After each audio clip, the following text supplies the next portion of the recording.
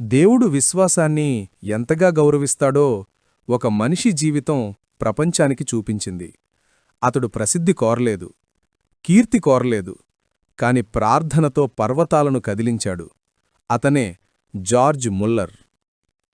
1805లో జర్మనీలో జన్మించిన ముల్లర్ చిన్నప్పుడే దొంగతనం, అబద్ధాలు, చెడు అలవాట్లలో పడ్డాడు.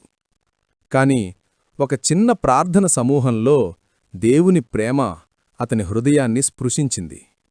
అక్కడే అతనిలా అన్నాడు, యేసు నిజమే, నా జీవితం ఆయనకే. దేవుని సేవ చెయ్యాలనే కోరిక కలిగింది. అయితే దేవుడు అతడికి ఇలా నేర్పాడు, ఏ మనిషిని అడగకు, ప్రతి అవసరాన్ని నన్నే అడుగు. అప్పటినుంచి అతని ఆయుధం ఒక్కటే, ప్రార్థన.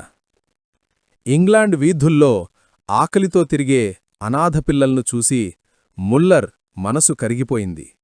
ఆయన ప్రార్థించాడు, ప్రభువా, వీరికోసం ఒక ఇల్లు ఇవ్వు.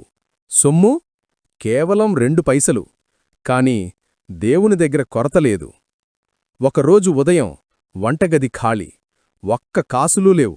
కాని ముల్లర్ పిల్లలను కూర్చోబెట్టి ప్రార్థించాడు, ఇవ్వబోయే భోజనానికి ధన్యవాదాలు ప్రభువా. అప్పుడే తలుపు దగ్గర నాకింగ్. బ్రెడ్ తీసుకొచ్చిన బేకర్. కొద్దిసేపటికే పాలు వాహనం పాడైంది, పాలు కూడా వచ్చేశాయి. దేవుడు తన పిల్లలను మరువడు. ముల్లర్ 5 పెద్ద అనాథాశ్రమాలు నిర్మించాడు. 10,000 కంటే ఎక్కువ పిల్లలను పెంచాడు. లక్షలాది మందికి సువార్తను అందించాడు.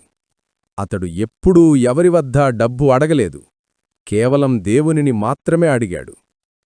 ముల్లర్ చెప్పిన ప్రసిద్ధమాట, దేవుడు ఇవ్వగలడని నమ్మటం కాదు, దేవుడు తప్పక ఇస్తాడనే నమ్మకం. అదే విశ్వాసం.